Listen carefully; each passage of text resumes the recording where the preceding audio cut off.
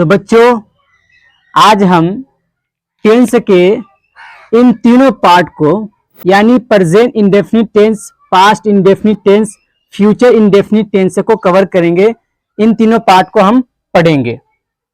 देखिए, जब हिंदी के वाक्य में आखिर में आपको मिले ता है, ती है, ते हैं, ता हूं, ती हूं, जिस भी वाक्य के अंदर सबसे आखिर में आपको मिले ता है, ती है, ते हैं, तो आप फौरन पहचान जाएंगे वो हमारा प्रेजेंट इंडेफिनिट टेंस है। यानी प्रेजेंट इंडेफिनिट टेंस को हिंदी में पहचानने के लिए जरूरी है कि हिंदी के वाक्य के आखिर में ता है, ती है, ते हैं, ता हूं, ती हूं का होना जरूरी है।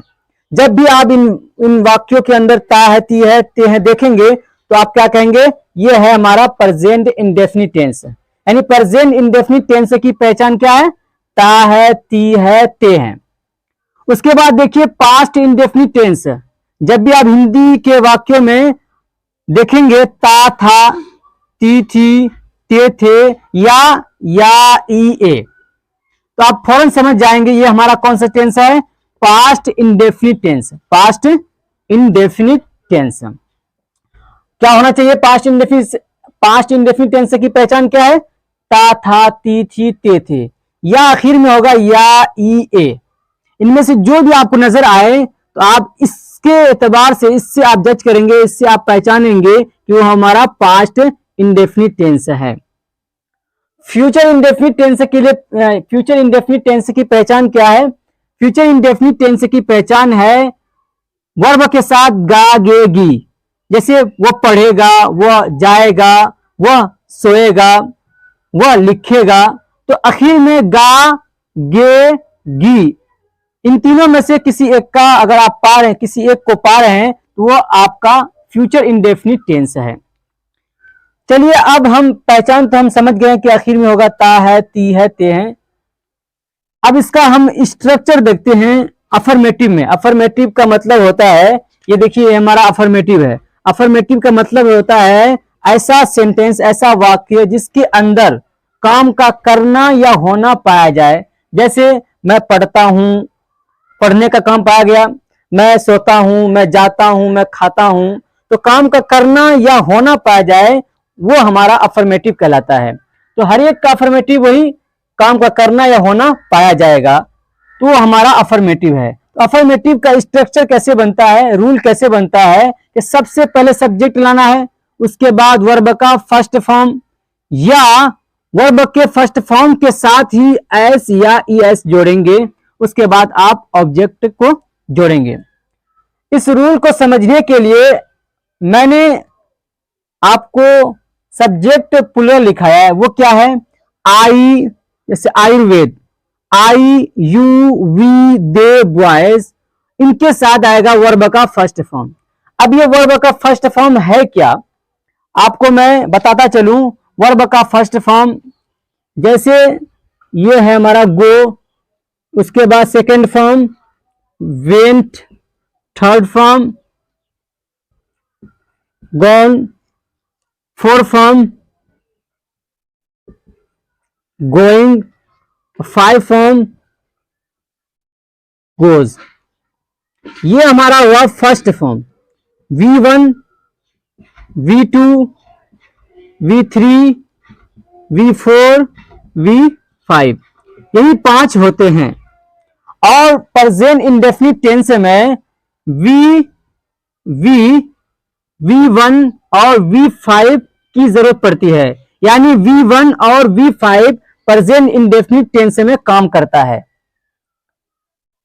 V1 और V5 किसके लिए इस्तेमाल होता है, आपका सिंगुलर सब्जेक्ट के लिए आप लाएंगे V5, और सब्जेक्ट प्लूरल यानी जमा, जो एक से अधिक पर बोला जाए, या आई हो, या यू है, या वी है, दे, इनमें से जो भी है ये हमारा कहलाता है सब्जेक्ट प्लूरल। इनके साथ वर्ब का फर्स्ट फॉर्म आता है, वर्ब का फर्स्ट फॉर्म। और 5 फॉर्म कहां पे आता है, 5 फॉर्म का मतलब ये हो, या तो आप एस जोड़ेंगे या तो ई एस जोड़ेंगे। अब हम आपको थोड़ा सा और भी बताता चलूं कि अगर आप फर्स्ट फॉर्म से 5 फॉर्म बनाना चाहे तो इनका बनाने का तरीका बहुत आसान है। जिस वर्ब के आखिर में आप वावेल देखें, यानी ए ई आई ओ यू, इनमें से कोई एक हो तो उसके आखिर में, जैसे यहां पे मान लीजिए गो है, गो के आखिर में क्या आ रहा है? ओ आ रहा है, और ओ क्या है? वावेल है। तो इसके आखिर में आपको जोड़ देना है ई एस। अगर वर्ब के आखिर में वावेल नहीं है तो आप जोड़ेंगे सिर्फ और सिर्फ एस। जैसे यहां पे रीड है, ये हमारा फर्स्ट फॉर्म, और इसको हम 5 फॉर्म बनाए, यानी सिंगुलर सब्जेक्ट के लिए, तो हम क्या जोड़ेंगे? सिर्फ और सिर्फ एस। तो V1 से 5 फॉर्म बनाना बहुत आसान है। एस या ई एस जोड़ेंगे। ई एस जब जोड़ेंगे जब वर्ब के आखिर में ए ई आई ओ यू में से कोई एक हो, और एस कब जोड़ेंगे? जब वर्ब के आखिर में कॉन्सोनेंट हो, यानी वावेल ना हो।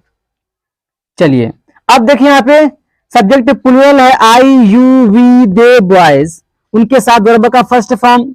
सब्जेक्ट सिंगुलर है, ही शी इट अ बॉय, उनके साथ वर्ब का फर्स्ट फॉर्म प्लस एस या ई एस, इनमें से कोई एक जरूर आएगा। चलिए हम कुछ प्रैक्टिस करते हैं, कुछ मश्क करते हैं, एक्सरसाइज करते हैं। मैं जाता हूं, मैंने यहां पे लिखा मैं जाता हूं। सबसे पहले आप क्या देखेंगे? पहचान देखेंगे। तो देखते हैं क्या पहचान मिल रही है या नहीं मिल रही है। पहचान आपने क्या पढ़ा था कि ता है, ती है, ते हैं, ता हूं, ती हूं। तो ता हिंदी के वाक्य में पहचान आपको सेंटेंस के सबसे आखिर में आपको मिलेगी। ता है, ती है, ते हैं, ता हूं, ती हूं। तो पहचान मिल गई, ता हूं।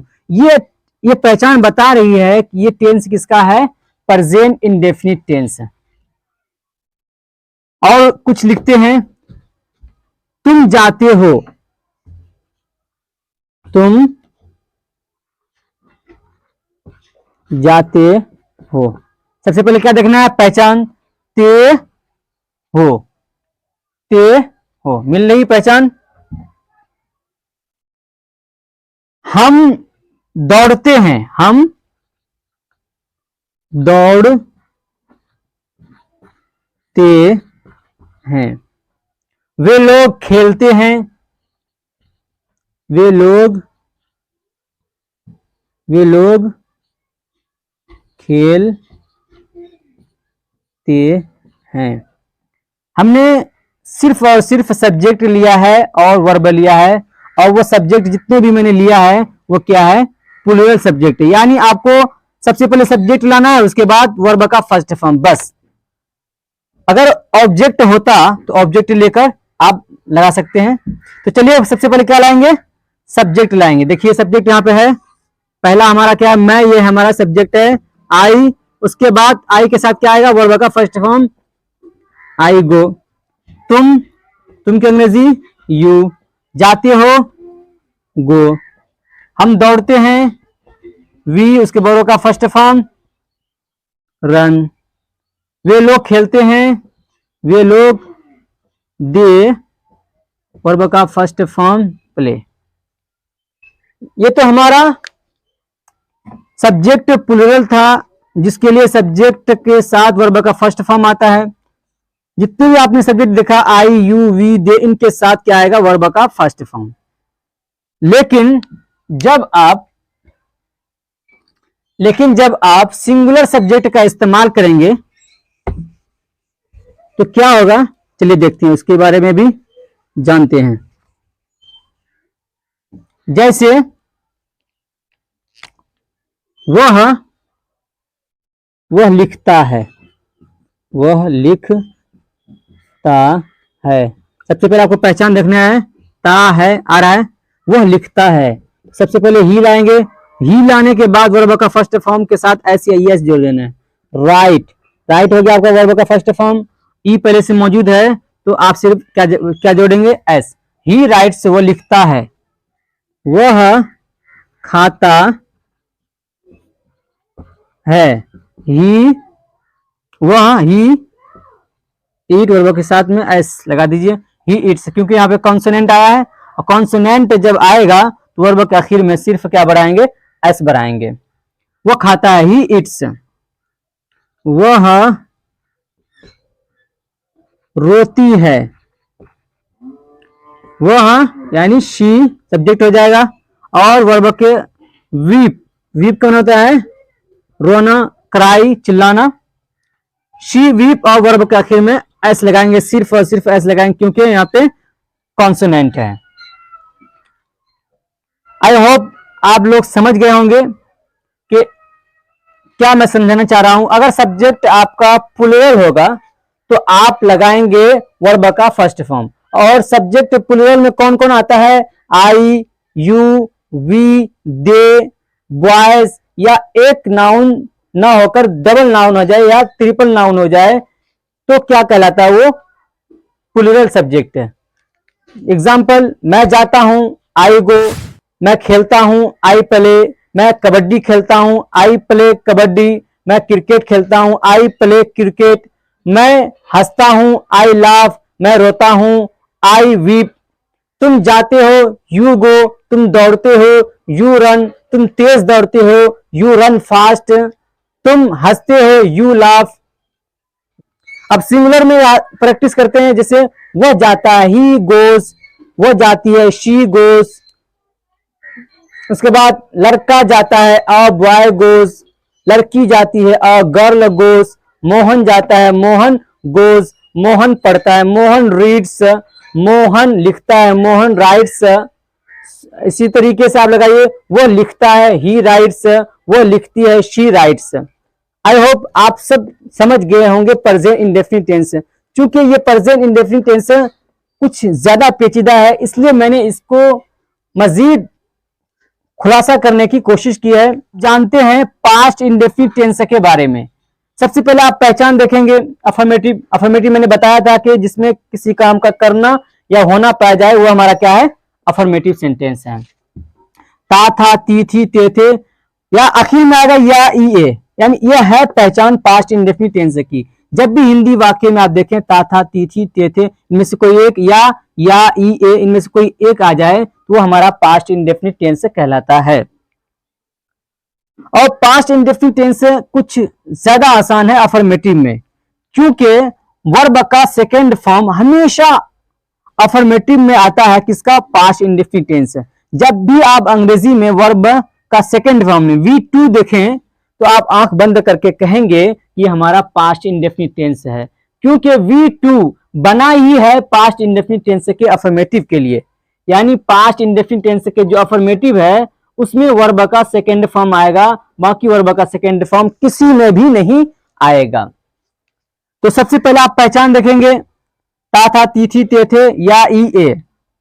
और चाहे सब्जेक्ट प्लूरल हो या सब्जेक्ट सिंगुलर हो, सबके लिए वर्ब का सेकेंड फॉर्म ही आता है। यह बहुत ही आसान है। चलो कुछ सेंटेंस बनाकर देखते हैं। मैं जाता था, वह पढ़ता था,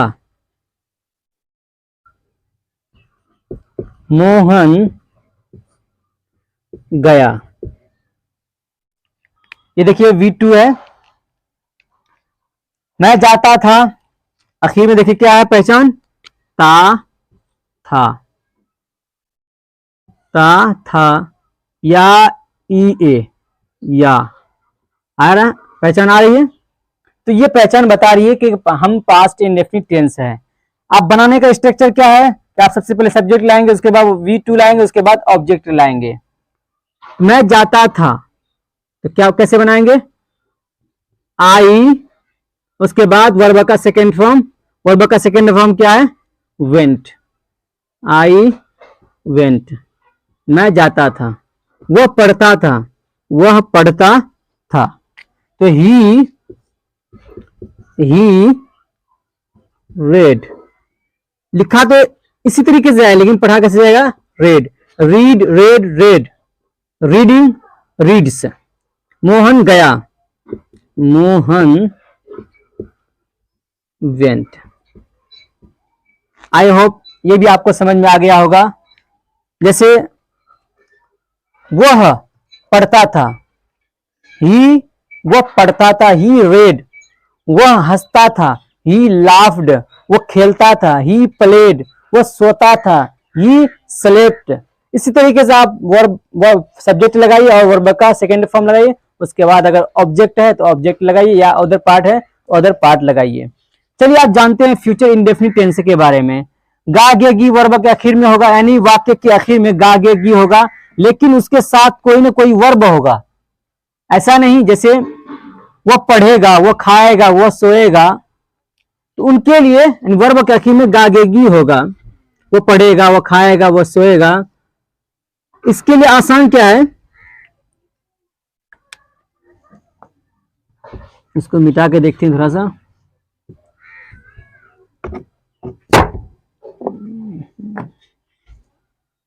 वो पढ़ेगा, देखिए आई और वी के साथ हेल्पिंग वर्ब शैल आता है, अब बाकी सबके साथ क्या आता है, विल। लेकिन एडवांस इंग्लिश में सबके लिए बेहतर क्या है, आई और वी और बाकी जितने भी सब्जेक्ट हैं सबके साथ आपका लगा दीजिए, विल लगा दीजिए, शैल का झंझट ही खत्म हो जाएगा। लेकिन मालूमात हासिल करने के लिए कि आई और वी के साथ क्या आता है, शैल, और बाकी के साथ विल आता है। लेकिन आपने उल्टा पुल्टा कर दिया, यानी शैल को विल को शैल की जगह लेके आ गया, तो इसका माना होता है पक्का, मैं पक्का जाऊंगा, आई विल गो, वो पक्का जाएगा, ही विल गो, वो पक्का जाएगा या वो जरूर जाएगा। अब एडवांस इंग्लिश में विल ही इस्तेमाल होता है तमाम सब्जेक्ट के लिए। अगर विल ही इस्तेमाल करना है तो ये और भी आसान हो जाता है। चलिए कुछ सेंटेंस हम बनाते हैं। जैसे मैं पढ़ूंगा, मैं पढ़ूंगा, तो क्या आएगा, आई विल लगा के देखते हैं, शैल छोड़िए, आई विल वर्ब का फर्स्ट फॉर्म, यही वाला वर्ब का फर्स्ट फॉर्म आएगा, आई विल रीड। मैं हंसूंगा या तुम हंसोगे, यू विल लाफ। गाइस